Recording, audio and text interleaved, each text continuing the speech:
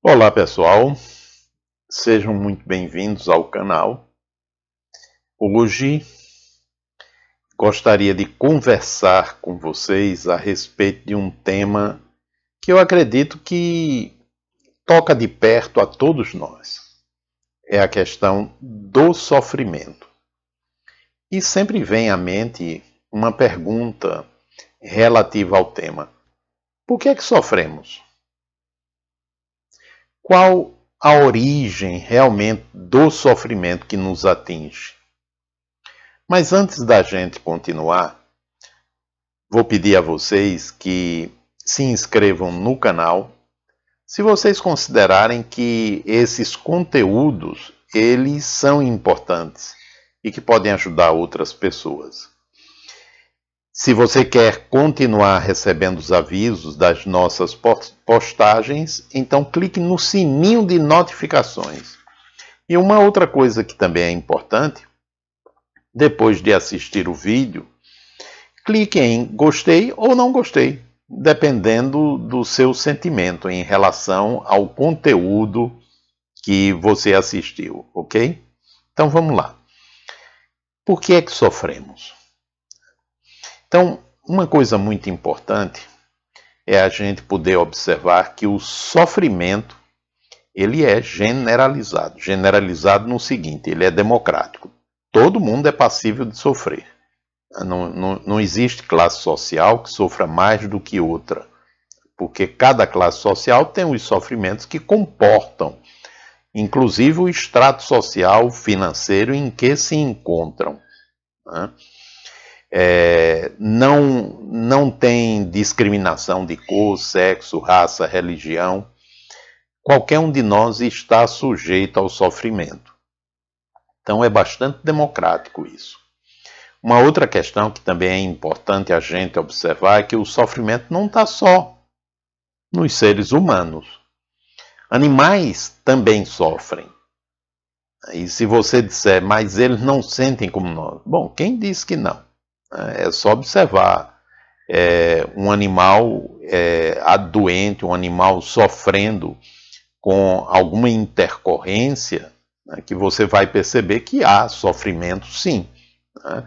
Tem vídeos daquele pessoal que pesquisa vida animal, mostrando, por exemplo, tem um vídeo que está no YouTube, é uma mãe chimpanzé, ela não larga o cadáver do seu filho, ela passa cerca de 8 horas ou 12 horas se lamentando, tentando reanimar o filho. E emite de vez em quando urros, que são urros de sofrimento, de dor. Há vídeos mostrando mães elefantes, né, pranteando o filhote que morreu, sentindo e sentindo bastante, né, com dificuldade inclusive para deixá-lo ir acompanhar a manada. Então não há como não dizer que os animais sofrem. Eles sofrem. Agora, o modo de sofrer pode ser talvez até diferente do da gente, né? Nós talvez tenhamos nos aperfeiçoado e por conta da inteligência, da nossa evolução social, urbana, etc., desenvolvemos tipos de sofrimentos que não existem nos demais animais. Né? A gente não pode se excluir da classe do reino animal. Nós ainda estamos incluídos no reino animal. Né? O Homo sapiens é um animal que se diferenciou pelo desenvolvimento inicialmente da inteligência e depois de outros atributos, né? Como ética, como moral, como a capacidade de desenvolver tecnologias, principalmente de 200 anos para cá. Bom, dito isto, a gente considerando o sofrimento como fazendo parte do planeta, da vida que nós vivemos aqui no planeta, vamos considerar agora em nós, seres humanos.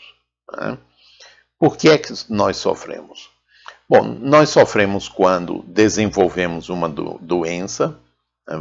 Haja visto a quantidade de sofrimento, né, a intensidade do sofrimento a nível mundial, ou seja, planetário, que a espécie humana viveu durante o período da pandemia. Né? Foi terrível aquilo ali. Sofremos, todos nós, o mundo inteiro sofreu com isso. Poucas comunidades não foram atingidas, né, diretamente pela perda e pela possibilidade de perda dos seus entes queridos, né, dos componentes da comunidade. Então foi terrível, um sofrimento muito grande, foi um sofrimento muito grande. Bom, então a gente sofre, um dos motivos, né, uma vez que eu falei sobre os animais, é porque nós nos achamos especiais. Né? Apesar do ponto de vista científico a gente saber que a gente se enquadra no reino animal, nós nos consideramos especiais, inteligentes, e eles não. Ou seja, seres diferenciados, principalmente quando somos vinculados a alguma religião ou aquelas religiões que nos colocam como seres que têm a primazia em relação a Deus. E aí é que isso gera muito sofrimento e uma incompreensão muito grande, né? Por que é que a gente sofre tanto, uma vez que Deus nos criou de forma diferenciada dos demais animais? Bom, isso é somente uma crença, né? Porque, na verdade, estamos em patamar de igualdade enquanto seres vivendo aqui no planeta, sujeitos às intempéries e às intercorrências que eles também estão. Né? Então, veja bem, nesse sentido é muito importante que a gente compreenda que nós não somos seres especiais. Né? Somos seres aqui ainda aprendendo a viver como os demais. Desenvolvemos mais o atributo da inteligência, do raciocínio, por conta disso outros, claro que desenvolvemos, não podemos negar. Né? Então estamos numa situação, por conta disso, podemos dizer, eu pelo menos acredito nisso, um tanto privilegiados em relação aos demais animais. Né? Mas a gente percebe que Deus, né? E aí cada um tem sua forma de pensar a respeito da divindade, não vou entrar no mérito da questão aqui, né? A gente percebe que Deus, ele não evita. Não evitou a pandemia, não evita que nós adoeçamos, né? Porque isso faz parte da vida aqui, neste planeta. Pode ser que em outro planeta seja diferente, mas neste aqui é assim. Então, está dentro daquilo que a gente poderia dizer da normalidade do planeta. Todas essas intercorrências, né? Mas como a gente, de uma forma geral, a gente se considera especial, né? Há uma parte da gente que é como se dissesse, não era para isso estar ocorrendo. Né? Não era para ser assim. Ou seja, inclusive a ponto de dizer, por que é que temos que morrer? Mas a gente tem, como qualquer outro animal. A gente passa por esses eventos, a gente perde seres queridos, até que chega o momento da nossa partida. Bom, quando há uma parte dentro da gente que não aceita esta realidade como fazendo parte da rotina da vida no planeta, se insurge, a princípio inconscientemente, contra esta realidade. E como é que a gente observa esta rebeldia, chamemos-la assim? Através do resultado dela. Como há uma parte que não aceita esta realidade, esta parte do ser humano, ela estabelece mecanismos criando a ilusão de que tem a possibilidade de controlar os eventos futuros para impedir eventualidades que não sejam aquelas desejadas. Então isso gera uma tensão tremenda. Gera um medo tão grande, porque essa parte, ela está vivendo uma ilusão. Essa parte que acredita que pode controlar, ela vive uma ilusão. E tem outras áreas do ser humano que sabem da ilusão. E tudo isso está se passando lá dentro. Como sabem da ilusão, o medo vai lá em cima. Só que esse medo não é sentido como medo, ele é sentido como tensão. É sentido e vivido como pressa. Pode ser vivido como ansiedade, porque repercute no corpo. Musculatura que se contrai, respiração que fica acelerada, curta, né? Então, é uma agonia isso. E a gente está vivendo isso cada vez mais, né? Então, tem a ver com esses mecanismos internos que são inconscientes, que atrapalham o nosso viver. Mas isso está relacionado com aquela parte de nós que considera que não deve ser assim. Não deveria ser assim. E aí fica tentando fazer o controle. Bom, por que é que o ser humano faz isso? Porque o ser humano, ao longo da evolução, ele foi preparado pela seleção natural para evitar tudo aquilo que possa causar desconforto. Dor é desconforto. Morte, desconforto. Fome, desconforto. Necessidades sexuais, desconforto.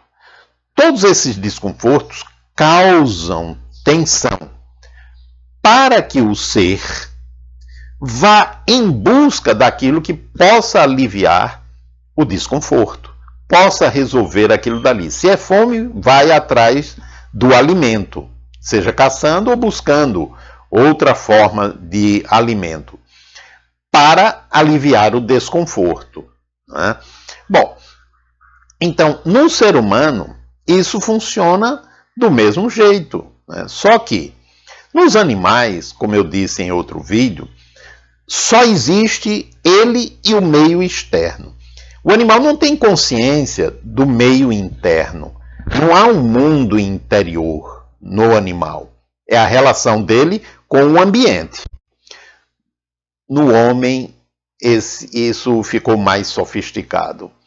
Na medida em que o homem primitivo começou a lidar de uma forma mais inteligente com suas emoções, a percebê-las melhor, a estabelecer uma mediação mais aprimorada das emoções, ele começou a desenvolver a habilidade da criatividade, a capacidade de imaginar. Então, o ser humano ele não ficou restrito a ele e ao ambiente. Passou a ter um mundo interno. Tendo um mundo interno, ele foi ampliando a capacidade de pensar. E aí é quando começam a surgir os símbolos, né?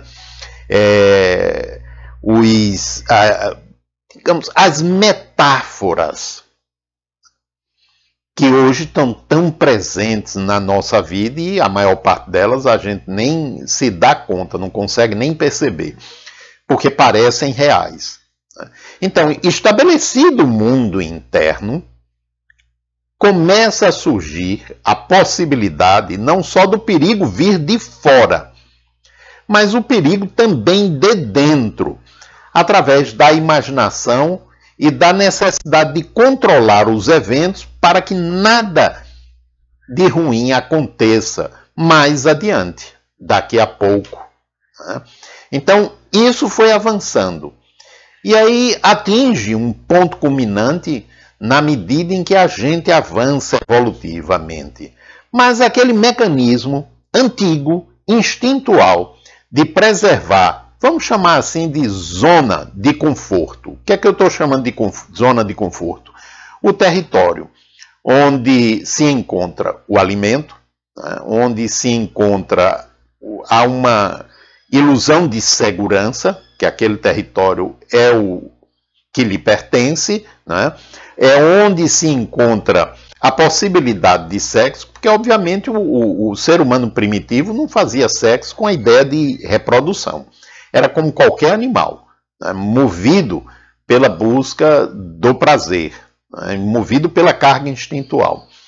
À medida em que o ser humano se aperfeiçoa, né, o sexo passa a ter uma conotação diferente. Não é que no ser humano primitivo isso não existisse. Existia. Se existe nos bonobos, que é um tipo de chimpanzé, que já escapou da regulação do cio, né, não é mais a natureza que controla o período chamado de acasalamento, ou seja, de fazer sexo. Eles já fazem sexo por prazer, já fazem sexo por divertimento, para descarregar uma tensão, né? Quando estão com raiva, para descarregar a tensão e por aí afora, né? Então já começa ali. Então nos seres primitivos já devia ter isso também, mas não tinha a noção de que copulando geraria uma gravidez. Essa noção não tinha. Isso só surgiu depois, mais adiante, pela observação, foi se percebendo. Mas voltando, a gente ainda está atrelado àqueles mecanismos primitivos. E aí, como a gente tenta controlar, porque a gente não quer que ocorra nada diferente do que é desejado, isso gera sofrimento. E a gente nem se dá conta que é o próprio modo de funcionar que gera sofrimento. Por exemplo, a gente adoece. Quando adoece, aqueles que aceitam aquilo como fazendo parte do viver e apenas buscam o tratamento, o sofrimento ou não existe ou é bem menor. Apenas estão se cuidando. Mas aqueles que não aceitam ficam aborrecidíssimos, se angustiam e podem sofrer até bastante porque adoeceram. Imagine adoecer de uma doença mais grave, um processo autoimune que só tem controle, né? Uma dessas doenças que só tem controle, ou do câncer, por exemplo, que ainda, digamos, é um fantasma na cabeça de muita gente. Então, isso causa um impacto grande. E em muita gente, a princípio, um estado de revolta. Por que comigo?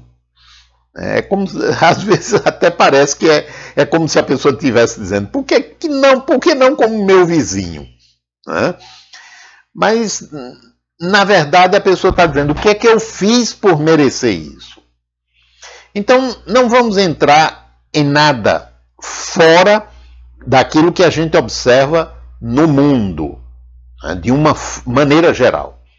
Ou seja, é possível qualquer um de nós adoecer de qualquer coisa no curso da nossa vida. Então, eu adoecer está dentro da normalidade, está dentro do que é possível. Eu desenvolver um câncer está dentro também do que é possível. Então, por que é que teria que perguntar, por que comigo?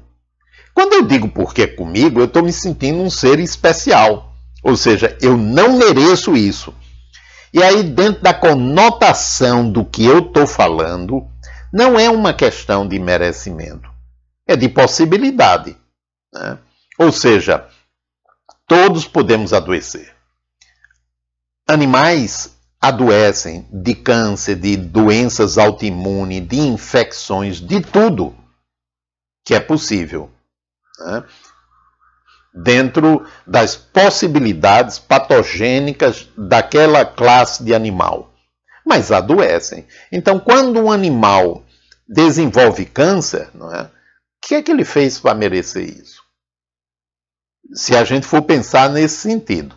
Eu não quero entrar em nada metafísico agora. Então, está dentro da possibilidade, faz parte. E ele vir a morrer daquilo também faz parte, assim como nós. Então, nesse sentido, nós estamos no mesmo plano de todos os demais. Agora, tem aqueles que sofrem mais quando descobrem que estão com câncer e tem aqueles que sofrem menos e às vezes bem menos, né? Então, conheço uma pessoa que há algum tempo atrás foi diagnosticada com câncer, né? E o que ela disse foi, bom, é parada, né? Mas tudo bem, agora é tratar. Vamos ver o que é que pode ser feito. E é o que está fazendo até hoje, está se cuidando. E eu conheço pessoas que entraram no desespero, estão tomando remédios controlados, né? Porque entraram em depressão. Isso tem a ver com o quê? Tem a ver com o sentimento de que eu sou especial e aquilo não poderia ter ocorrido comigo. Né? Então, é algo a ser trabalhado. Se eu trabalho isso, obviamente diminui o sofrimento. Né? Então, boa parte do sofrimento tem origem nesses mecanismos internos. Quanto mais eu desenvolvo aceitação por aquilo que é a realidade, por aquilo que eu não posso mudar, eu sofro muito menos. A gente vai ter que morrer um dia, não vai? Se eu aceito essa realidade, eu posso desfrutar a vida com muito mais liberdade. Agora, se eu não aceito, eu vou viver tenso, tentando controlar tudo. E na maioria das vezes, a pessoa nem percebe que está sofrendo porque está tentando se manter viva. Então, a gente não tem que se manter vivo. A gente só tem que viver. Agora, é fácil? É fácil falar, não é? Mas requer um treinamento para que a gente compreenda tudo isso que foi sendo abordado. E compreendendo, a gente possa ir estruturando o psiquismo dentro dessa nova compreensão. E aí isso vai gerando novas atitudes, uma forma diferente de se relacionar com a vida, de se relacionar com a realidade. E, obviamente, o sofrimento cai. Uma pessoa da família adoece, vai haver sofrimento. Mas se houver aceitação, vai se cuidar daquilo que é possível. Uma pessoa querida falece, há sofrimento, há dor. Mas a intensidade da dor está diretamente relacionada com a minha relação com a realidade. Compreendendo-se isso e se trabalhando, obviamente que vai mudando, né? E o sofrimento, ele vai diminuindo. Então, esses são alguns aspectos, e eu vou ficar por aqui para que o vídeo não se torne muito longo. Então, comente o que você acha. Se você não concorda, comente, coloque como você pensa. Né? E aí a gente vai discutindo e através do diálogo a gente vai aprendendo um com o outro. Então, um grande abraço e até o próximo vídeo.